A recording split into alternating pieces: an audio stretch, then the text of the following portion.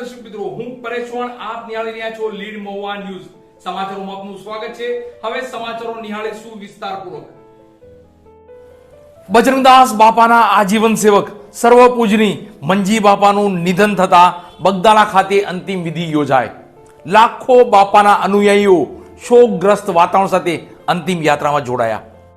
બજરંગદાસ બાપાના આજીવન સેવક મંજી બાપાનું દુઃખદ અવસાન થતા પંથકમાં શોકની લાગણી વ્યાપી જવા પામી હતી.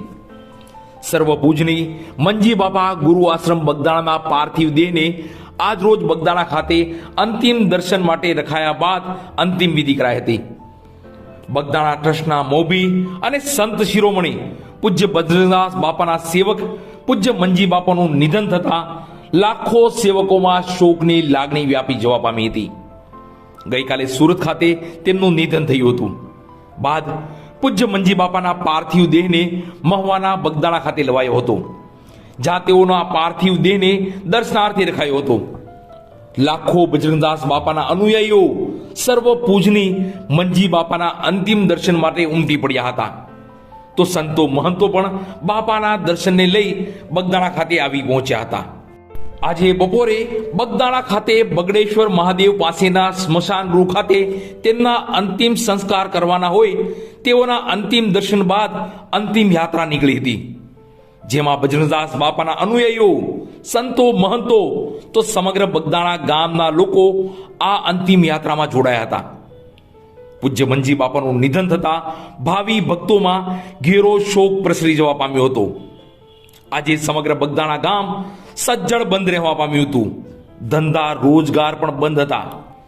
વડાપ્રધાન નરેન્દ્ર મોદીએ ટ્વીટ કરીને શ્રદ્ધાંજલિ પાઠવતા જણાવ્યું હતું કે સમાજ ક્ષેત્રે, સેવા ક્ષેત્રે ગુરુ આશ્રમ બગદાણાના મંજી બાપાનું યોગદાન હંમેશા યાદ રહેશે.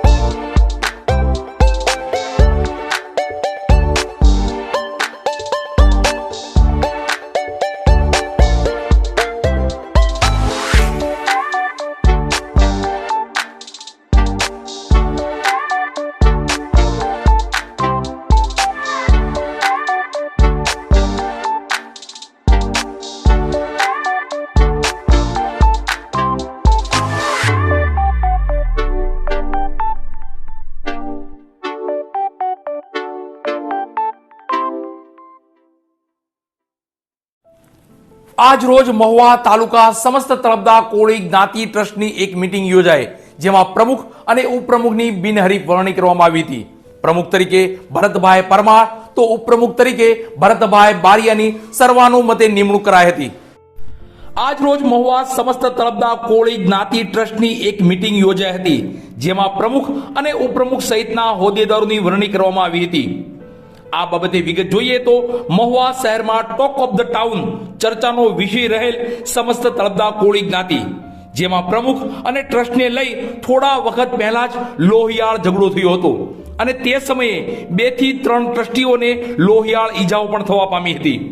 ત્યારે આજરોજ સમસ્ત તળપદા કોળી જ્ઞાતિ ટ્રસ્ટની એક મીટિંગ ટ્રસ્ટના કાર્યાલય વાસી તળાવ રામજી મંદિર ખાતે ટ્રસ્ટી એવા પાંચાભાઈ ઓગળભાઈ ભાલિયાના અધ્યક્ષસ્થાને યોજાઈ હતી, જ્યાં અગાઉની માથાકૂટને લઈ પોલીસ પ્રશાસનનો બંદોબસ્ત પણ રહ્યો હતો.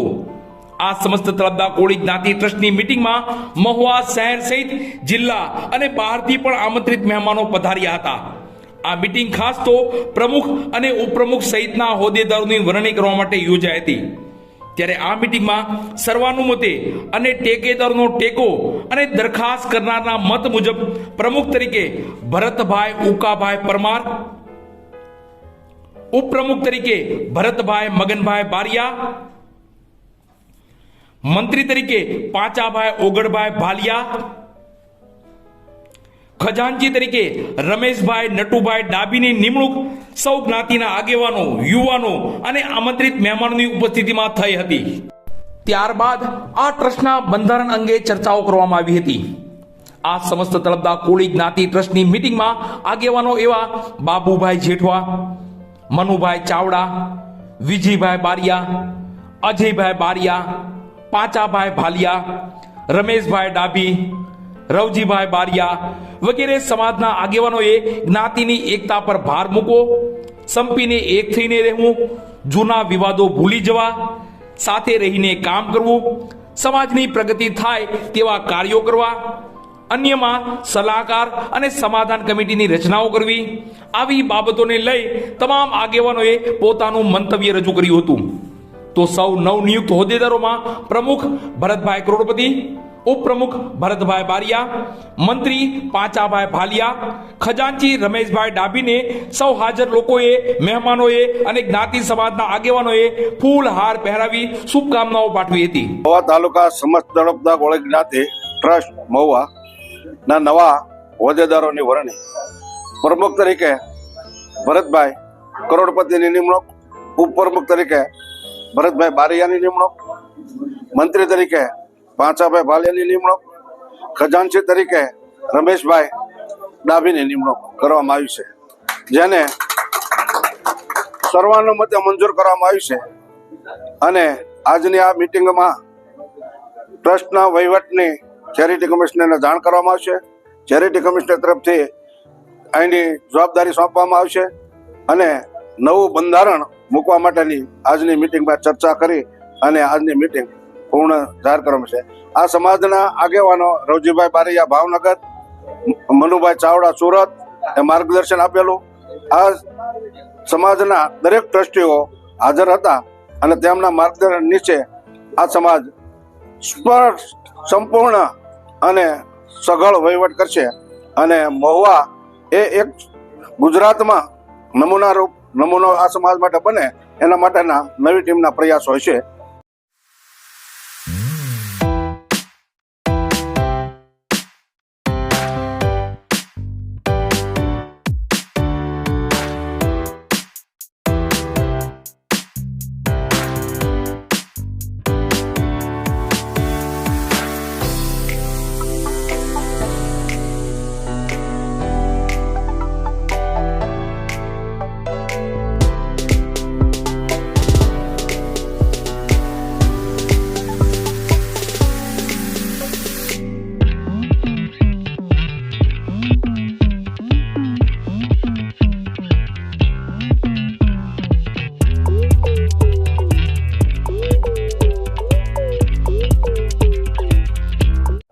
મહુવાના મહિલા મંડળની બહેનો દ્વારા વૃદ્ધાશ્રમ ખાતે જઈ વસંત પંચમી અને વેલેન્ટાઇન ડે ની ઉજવણી કરવામાં આવી.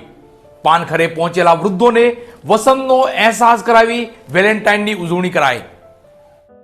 વસંત પંચમી અને વેલેન્ટાઇન ડે ની અનોખી ઉજવણી કરતી મહુવા મહિલા મંડળની બહેનો. આ મહિલા મંડળની બહેનો દ્વારા મહુવાના વૃદ્ધાશ્રમ ખાતે જઈ આથમતા વૃદ્ધોની સાથે વસંત ખીલવી વેલેન્ટાઇન ડે ની ઉજવણી કરી હતી. હિન્દુ સંસ્કૃતિ મુજબ વસંત પંચમીનો દિવસ વસંત ઋતુનો પ્રથમ દિવસ ગણાય છે. વસંત ઋતુની શરૂઆત થતા જ પુષ્પો ખીલવા લાગે છે, પર્ણ પણ આતુરતા દેખાડી ઉગવા લાગે છે. જીવનનું યૌવન એટલે વસંત પંચમી અને પ્રેમને અભિવ્યક્ત કરવાનું પર્વ એટલે વેલેન્ટાઇન ડે. ત્યારે આ બંને વસંત પંચમી અને વેલેન્ટાઇન ડે ના ઉત્સવને ઉજવવા મહુવાની મહિલા મંડળની બહેનો વૃદ્ધાશ્રમ ખાતે પહોંચી હતી. જેઓનું જીવન વસંત ઋતુને પૂર્ણ કરી પાનખર તરફ જઈ રહ્યું છે તેવા પાનખર વૃદ્ધોને ફરી વસંત ઋતુ તરફ લાવી તેમને પ્રેમ રૂપી વેલેન્ટાઇનનો અહેસાસ કરાવી આ મહિલા મંડળની બહેનોએ આ વૃદ્ધાશ્રમના વૃદ્ધો સાથે વસંત પંચમી અને વેલેન્ટાઇન ડેની અનોખી ઉજવણી કરી હતી. ત્યારે આ ઉજવણીમાં સહભાગી થવા મહુવા નગરના પ્રથમ નાગરિક ચાંદનીબેન મહેતા પણ આવી પહોંચ્યા હતા. આ ઉજવણીમાં મહિલા મંડળની જો વાત કરીએ તો કેતકીબેન દેસાઈ, જયશ્રીબેન ભટ્ટ, હિનાબેન, ભાવનાબેન, પ્રવીણાબેન, પુનિતાબેન, જાગૃતિબેન, કલ્યાણીબેન, પ્રીતલબેન, પ્રિયાબેન, જીગુબેન, જગડબેન, માધવ વગેરેએ વસંતને ખીલવવા અને વેલેન્ટાઇનને વ્યક્ત કરવા અનોખો પ્રયાસ કરી આ દિવસની ઉજવણી કરી હતી.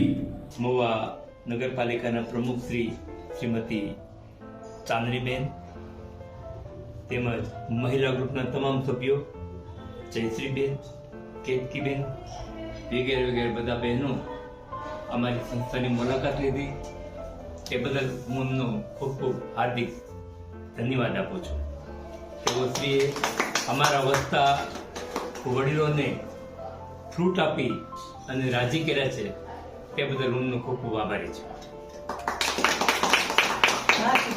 મહિલા ગ્રુપ દ્વારા કેતકીબેન દેસાઈ અને જયશ્રીબેન ભટ્ટ એને મહિલા ગ્રુપની બધી બહેનો સાથે મળી અને વૃદ્ધાશ્રમની મુલાકાત લીધી. આજે વસંત પંચમી અને વેલેન્ટાઇન ડે બે જોડે છે અને બધા વડીલોને અમે મળ્યા અને એમના આશીર્વચન મેળવ્યા છે. તે બદલ બધાનો ખૂબ ખૂબ આભાર માનું છું. ઈશ્વરભાઈ મુછાળા અને અશોકભાઈ નાગેશરાની અમે મુલાકાત લીધી અને અમને બહુ એમની સાથે મુલાકાત કરી અને બહુ મજા આવી અને બધા વડીલોના આશીર્વાદ મેળ્યા. બસ આવાના આવા આશીર્વાદ અમને સદાય માટે મળતા રહે એ બદલ બધાનો ખૂબ ખૂબ આભાર માનું છું. અસ્તુ. જય શ્રી કૃષ્ણ. બસ સમાચારોમાં અત્યારે આટલું જ. ફરી સમાચારો સાથે કાલે મળશું. ત્યાં સુધી હું પરેશ ચૌહાણ અને લીડ મહુવા ન્યૂઝની સમગ્ર ટીમ શુભરાત્રી.